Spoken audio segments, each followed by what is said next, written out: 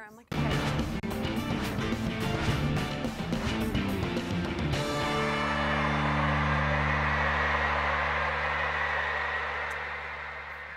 Hi, everyone. Welcome to 3-Minute Warning. This is Clubhouse Edition.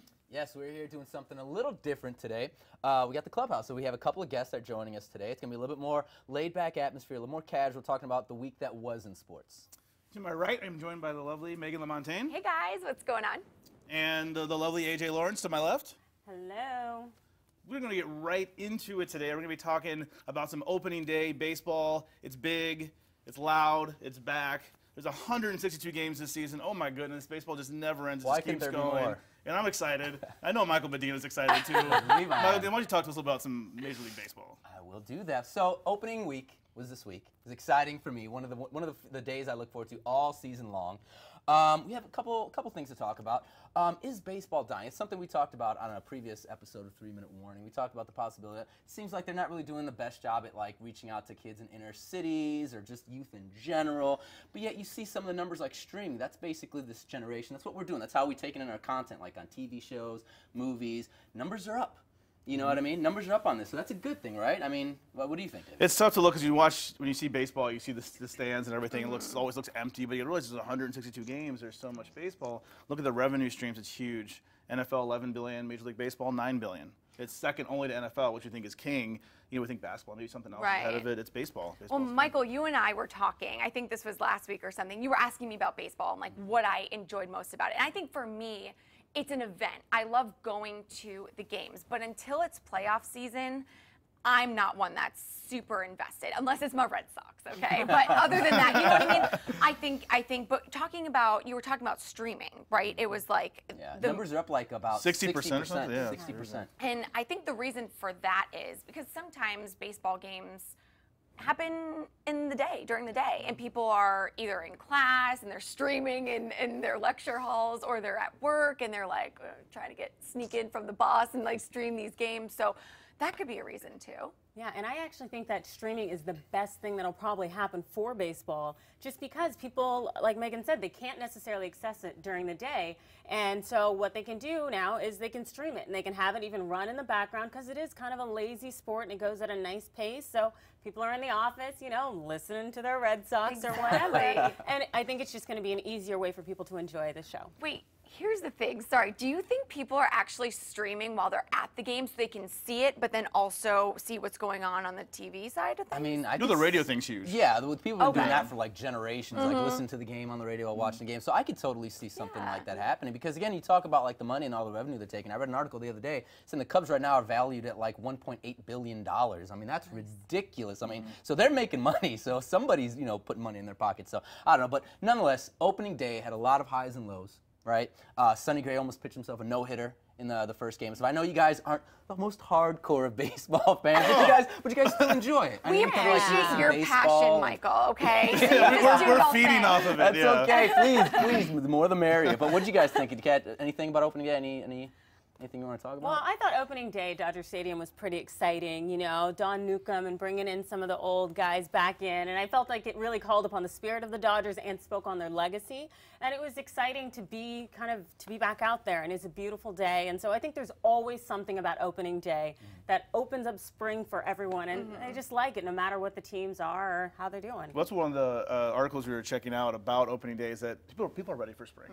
The East Coast and the Midwest had a really harsh winter. I know we have a lot of us here have families back out in that part of the country, and it was just a really harsh winter. They're ready for spring. Baseball says spring, nothing like baseball for spring. I couldn't agree with you more. And but baseball is probably the most nostalgic sport that we have in America.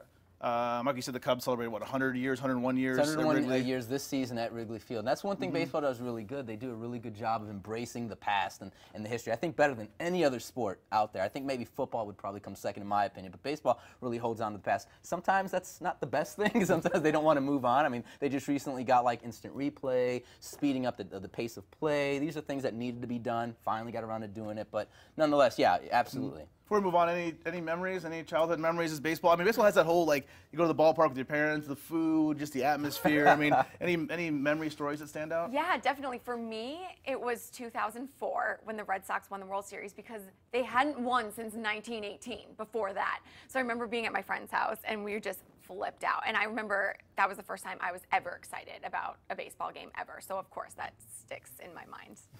And for me, it was 2 years ago. I took my father to the World Series for his 60th birthday, and he's from St. Louis, and so the Cardinals were playing the Red Sox. And it was amazing to be able to celebrate his birthday there, with his hometown team, and just be there for the excitement.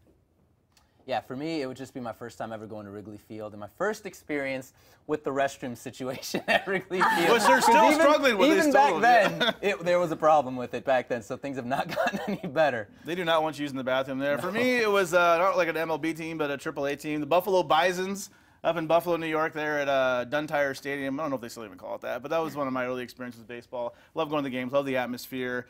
We're going to talk about some NASCAR now. How about some racing, guys driving? So, if you don't know anything about me, know that I absolutely love NASCAR and Formula Drift and anything that has wheels. So, NASCAR, the last race was in Fontana. Last weekend was an off weekend. And what's happening now is there's this thing with bleeding tires. Now, I, for one, would never want holes in my tires, but I guess in NASCAR, it's a totally different story. So bleeding tires, they have the tire technicians poke tiny holes in the wheels. That way, the lower tire pressure adds more grip to the tires on the track. So Ryan Newman was penalized, him and Richard Childress Racing, 75 points, which is the equivalent of 2 races, which is huge. Also, his crew chief, Luke Lambert, was penalized or suspended for 6 races, which is a lot. And also his tire technicians were suspended as well, basically for finding these tiny holes in the tires. Now, the thing is before 2015, NASCAR had a minimum tire pressure requirement that the tires had to meet. And I don't know if you guys, I don't know how much you know about NASCAR, but these cars have to go through crazy inspection before the race and after the race, because even if the winner was found tampering with anything, they get points taken away. So, long story short, so you guys can get into your, sorry, I'm like yapping over here. But, so before 2015, there was a minimum requirement. That was now taken away. So what do you think? Like, do you think that NASCAR should be really big sticklers on these tiny holes? Like, what do you think? Well, I think this is NASCAR's Deflategate, because that's all I heard. Right. People are messing like with Brady, stuff. Yeah, taking some air out of it for some advantage. And, I think that NASCAR, well, they're definitely going to have to change their requirements and really start to kind of just regulate people and make sure they're all on the same page. Yeah. You see this a lot in the NFL, too. There's all these, like, contradictory rules. It's like, well, it's not illegal, but it is. Like, you can't poke the holes, but there's no regulations on exactly what the tire pressure. So it's like they need to change the rules. They need to have a meeting and change them, make them more specific, and hopefully this event, just like, when you're in court, you say, like, you reference, somebody v. something.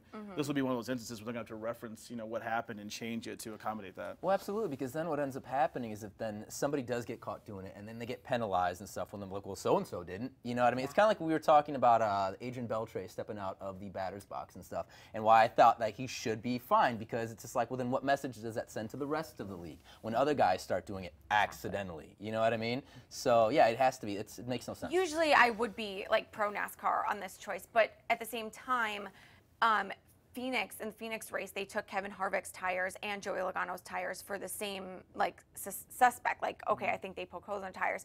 So Richard Childress Racing going into Fontana, knowing that NASCAR was already on the whole, like, tire thing, shame on them. I honestly think so. Richard Childress came out with a statement yesterday that they're actually going to appeal the penalties, and that statement or whatever will be April 16th. So we'll figure out what happens, whether they'll appeal. You know what? I like how the turnaround and the punishment and the penalty is so quick. Because the NFL, God bless them, but I'm still waiting. I want to know my Patriots, your Patriots. I want to know what's going to happen. We didn't have any video footage. We didn't have the footage. Yeah. We didn't know. Yeah. I know. Look how long, like, the Ray Rice thing took. You know what I mean? It's just like 1 minute. Oh, yeah, we didn't hear anything. We didn't get info. And then, like, the week later, well, maybe we might have gotten 1 or 2 things. So it's ridiculous. Well, how does NASCAR do that? I know there's always, like, fights in the pit. Everybody's always fighting. I love it. See, like, Tony Stewart, those guys always just fight. Like, no, what's the penalties for those kind of incidents? Fine. I don't think they dock points for that, but definitely NASCAR is all about the money too. I mean, the crew chief was also fined $125,000. So it's just, I don't know. You're right. They need to, like, seriously stop changing all the rules, get it together, and figure out one thing for everybody, because it's just a mess. It's tough. I mean, it's crazy. They have all these like just tight rules and everything. And every sport, no matter what it is, you know, NASCAR, football, golf, everything. There's always these things that's nitpicky, need to fix, need to change. But you know, that's what hopefully the summer's for, whatever their season is, to change these rules. Yeah. We're going to get to the next topic here. We're going to talk about women in sports. Been some interesting topics coming up lately. UConn just won their national championship. That's 10 championships they won when they're the same coach. But Lexi Thompson, who is a professional golfer, we talked about her last week. Michael and I, very controversial cover issue on Golf Digest magazine of her without a top on and just her towel covering up her parts. This has sparked a little bit of a debate. One, because of her age, because she's 20, but two, it's like women using their sexuality to promote themselves, to make money. Of course, she's not the only female athlete to ever do this, but it's the one that's getting the most controversy because it's on Golf Digest. Yeah. So what do we think about this? Did she do anything wrong, for the pose? Okay, for the women's side of things, I'll go first. Yes. I think that the only thing about this issue that I see as an issue is her age. Other than that, the photo is very athletic. And I think the only reason why there is an issue is because there's side boob. If there was no side boob, it wouldn't be a problem, okay? People are just like, oh my God, there's side boob. But Megan, we've also been taught that side boob is never okay. I so it's know. kind of one of those faux pas. I know. Or, Yeah. I was just gonna say, this is interesting because, like, again, when David and I, this is the thing, like, it was a couple of guys talking about this topic, so it would have been nice to have had like a female perspective, which is what we're getting on. I appreciate this, but again, it's one of those things we talk about, like men's health. You see, like Colin Kaepernick, very fit guy, very in shape. How many times do we see these guys pose without a shirt on? Granted, there's no side boob. It's a little different there, but still, these guys are fit. They're looking good. Something for the ladies. They enjoy it. What's wrong with that? What's the difference between that and somebody like Lexi Thompson? Well, especially with Lexi too. I mean, look at other athletes. We see Ronda Rousey was in the body issue. You know, she's also in Sports Illustrated swimsuit issue, doing her thing. Serena Williams, shows off her. I mean, she's, it's a big girl, shows off her body as well. And they don't seem to get criticized. Ronda's at the top of her game. Serena, #1 female tennis player in the world, at the top of their game. They don't seem to get criticized like Lexi is. But I mean, I guess, like you said, maybe it is her age because she's 20 years old. I think it's almost a sexualization of, certain people, certain athletes are considered to be athletes, and therefore they're not sexualized. But then when there are others out there and they get this persona of, oh, there's something sexy, something alluring about this, as opposed to something professional and beautiful in the shape and the art of the human form, then that's where things get colored. And I think people are taking this Lexi, and I really think it's more in the mentality of the individuals who are sexualizing it as opposed to the individuals as seeing it as athleticism. Right. It was a very tasteful photo. Again, she wasn't posing provocatively. It was just, she was standing there and there was side boob. That's all. The thing about this too, it's like, yeah, she is young. She's 20 years old, but it'd be one thing if maybe she were like, I don't know, 16, 17 100%. years old. Yeah. Then maybe that'd be a little questionable. But she's a full-grown woman. Yeah. She's 20. You know, she's not a child, and her family, her agents, they were all cool with it. Right.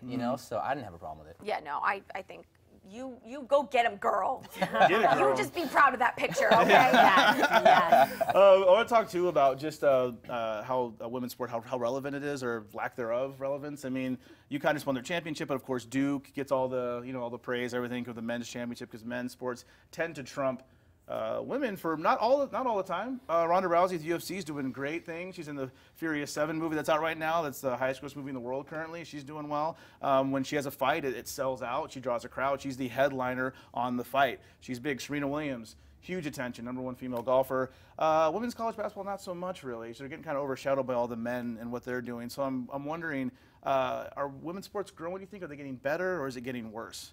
I think that there are certain athletes, female athletes, that are drawing attention to female sports and making them more popular. But I do think, by and large, that there are still certain sports that haven't necessarily had that kind of, I guess, shake-up that made people say, I want to watch this. And the thing is, I think it's really difficult when it's more women's group sports as opposed to an individualized women's sport.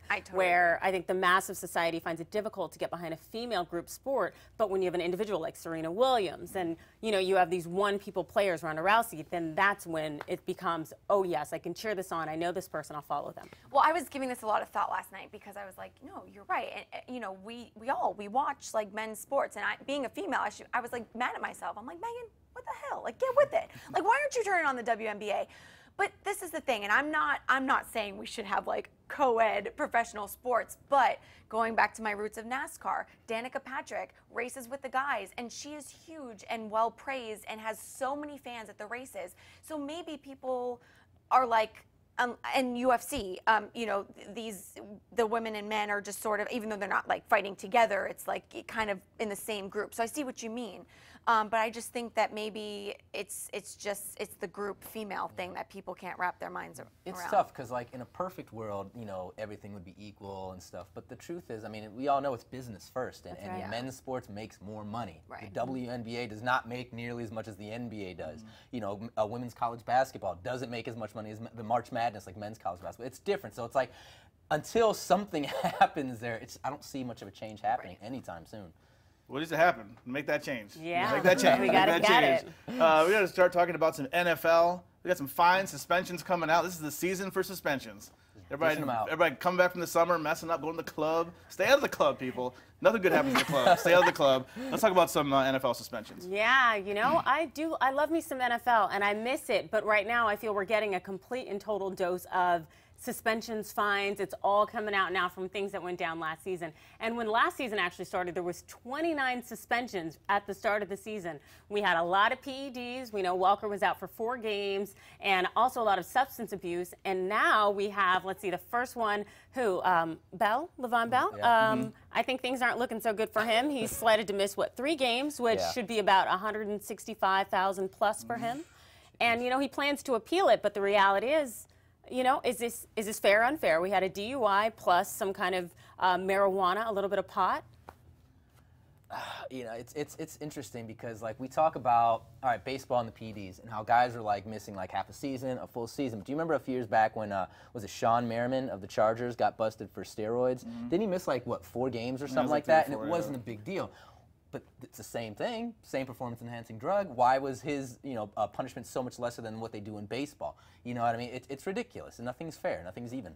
And I mean, you know, they violated the rule. You know, you can't, I agree. You can't smoke weed. It's you know, nationally it's illegal. We're in LA. I mean, they got the whole card thing here, and it's a little bit weird. But NFL has their own set of rules, and that's a violation of the drug policy. So you violate it, you get in trouble. That's the thing with athletes. Like, bless their hearts. I know they work hard, but at the same time, it's like, you know, you gotta get your head out of the clouds. Like, you signed a contract. You are lucky enough to be in the business that you are in, making all the money that you're making. Like, cut the crap. Seriously, that's my 411. And one of the interesting things is that Bell was actually caught when he was caught for his DUI and the pot possession with LeGarrette Blount when they were playing for the Steelers together, and now Blount plays for the Patriots. But Blount was caught with the marijuana too, but those charges were actually dropped. Yet the NFL now is going to still suspend Blount for 1 game.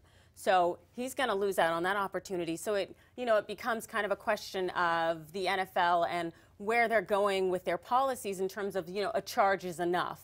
Even if you're arrested for it, but you're released and the charges are dropped, you can still face these penalties. It looks bad. I mean, you know, with the whole, you know, Ray Rice thing last year in the video. I mean, the hard penalty, you know, I guess the judgment didn't come down until the video was released to the public. And they're like, oh crap, we got to do something. But the thing is, they already knew what had happened before, but then once they actually saw a physical foot, it's like, oh, now we have to do something. Again, it comes back down to business. It's about saving face. It's like with the PEDs. I mean, guys have been taking steroids in baseball for decades. Let's be honest. This is nothing new, but they were never caught. You look at baseball, a lot of the PEDs, the home runs and stuff started happening after the strike. The strike in '94 really hurt the game. So suddenly when guys were blasting 50 home runs a season and stuff, it was putting butts back in seats. So they're like, yeah, they were cool with it. But the second it came out, got to do some, got to clean house. You got to, do something to save face. And same thing here. Yeah, but in kind of closing up the point, one thing we can realize is, the NFL season, we're really moving in that direction, and we only have 2 fines, 2 suspensions already released. So, kind of people might be cleaning up their act with these new NFL policies. They might be getting scared. Might be, but it's funny though because it's like, football season never ends, right? So it's like even though this is bad news, is it still good for the NFL? Keeps them relevant. Yeah. That's right. Look at in the Browns too. Their guys getting suspended for texting. Yes, yeah, the GM, which is the first GM suspended or actually fined. $250,000? Yeah, since the Bountygate scandal. Yep. So it's been a while since the GM has been taken to task. But my thing is, texting, it's like, as far as I'm concerned, that's the easiest mode of communication. Why are we coming down on that? Come on. 4 games for texting. Get a little weed, 1 game.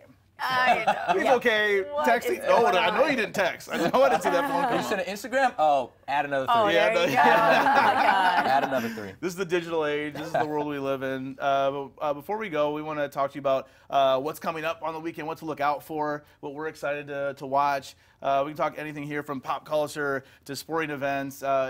Baseball's back right now. There's a lot going on.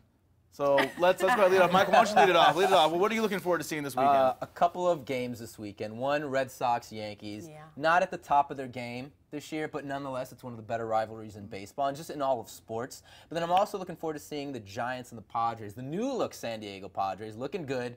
They're still short of shortstop, so they need to strengthen that position up. But they're going up against the defending world champs, so it should be a good matchup. NL West teams. Very What else, nice. AJ? Yeah, I got a little baseball action myself, but I'm going to go NCAA and Pac-12. It's USC versus UCLA. UCLA is ranked We got number 7, and then USC number 6. There's a little bit of that fight out right there. And the thing is, it's always a crosstown rivalry. So it's a 3-game set, Friday, Saturday, and Sunday. Friday's game today kicks off at about 3 o'clock. Saturday's game 7:30, and Sunday's game is at 3. So go out to Dato Field and support, local team. Megan? I'm excited because this weekend I will actually be pit reporting for round 1 Streets of Long Beach Formula Drift for CBS Sports. So I'm really excited about that, and I'm also very thrilled that Tanner Faust will be back in his car doing some battling this weekend, and he is one of the hosts of the American version of Top Gear, in case you guys aren't familiar. So we got the Masters going on this weekend here. We got Happy Tiger, Family Tiger. Tiger Woods got his family. He's got Lindsey Vonn out there. Got the kids caddying for him. Got the kids, hugging him on the golf course, all happy and smiling. I don't like this Tiger. Yeah. I like mean Tiger. I don't condone cheating, but I like old Tiger.